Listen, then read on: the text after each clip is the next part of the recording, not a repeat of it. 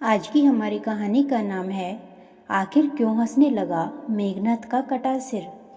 महर्षि वाल्मीकि द्वारा रचित हिंदू रामायण में उल्लेख में मिलता है कि रावण के बेटे का नाम मेघनाथ था। उसका एक नाम इंद्रजीत भी था।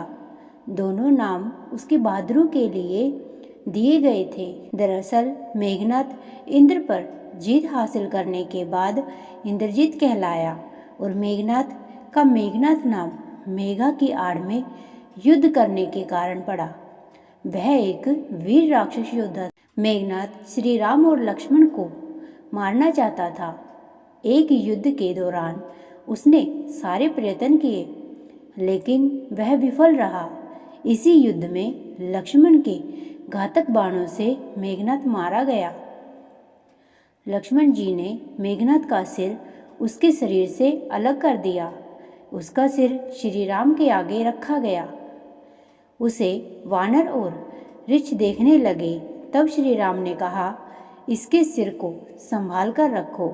दरअसल श्री राम मेघनाथ की मृत्यु की सूचना मेघनाथ की पत्नी सुलोचना को देना चाहते थे। उन्होंने मेघनाथ की एक भुजा को बाण के द्वारा मेघनाथ के महल में पहुंचा दिया। वह भुजा जब मेघनाथ की पत्नी सुलोचना ने देखी तो उसे विश्वास नहीं हुआ कि उसके पति की मृत्यु हो चुकी है। उसने भुजा से कहा, अगर तुम वास्तव में मेघनाथ की भुजा हो तो मेरी द्विधा को लिखकर दूर करो। सुलोचना का इतना कहते ही भुजा हरकत करने लगी। तब एक सेविका ने उस भुजा को खड़िया लाकर हाथ में रख दी। उस कटे हुए हाथ ने आंगन में लक्ष्मण जी के प्रशंसा के शब्द लिख दिए। अब सुलोचना को विश्वास हो गया कि युद्ध में उसका पति मारा गया है। सुलोचना इस समाचार को सुनकर रोने लगी। फिर वह रथ में बैठकर रावण से मिलने चल पड़ी। रावण को सुलोचना ने मेघनाथ का कटा हुआ हाथ दिखाया और अपने पति का सिर मांगा।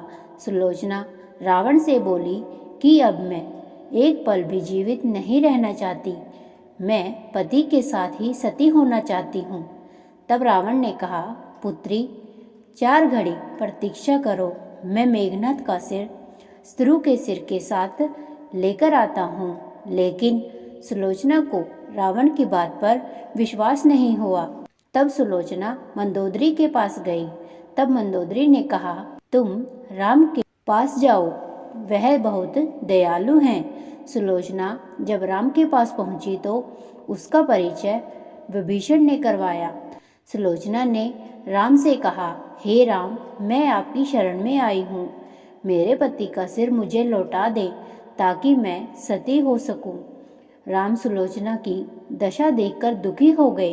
उन्होंने कहा कि मैं तुम्हारे पति को अभी जीवित कर देता हूँ। इस बीच उसने अपनी आप बीती भी सुनाई।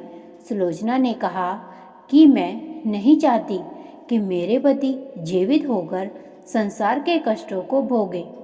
मेरे लिए सौभाग्य की बात है कि आपके दर्शन हो गए। मेरा जन्म सार्थक हो गया।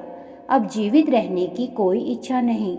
राम के कहने पर सुग्रीव मेघनाथ का सिर ले आए, लेकिन उनके मन में यह आशंका थी कि मेघनाथ के कटे हाथ ने लक्ष्मण का गुणगान कैसे किया। सुग्रीव से रहा नहीं गया और उन्होंने कहा, मैं सुलोचना की बात को तभी सच मानूंगा जब यह नरमुंडा हंसेगा। सुलोचना के अस्तित्व की यह बहुत बड़ी परीक्षा थी।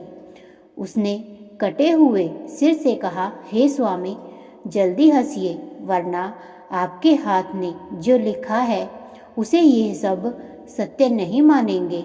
इतना सुनते ही मेघनाथ का कटा सिर जोर जोर से हंसने लगा। इस तरह सुलोचना अपने पति का कटा हुआ सिर लेकर चली गई।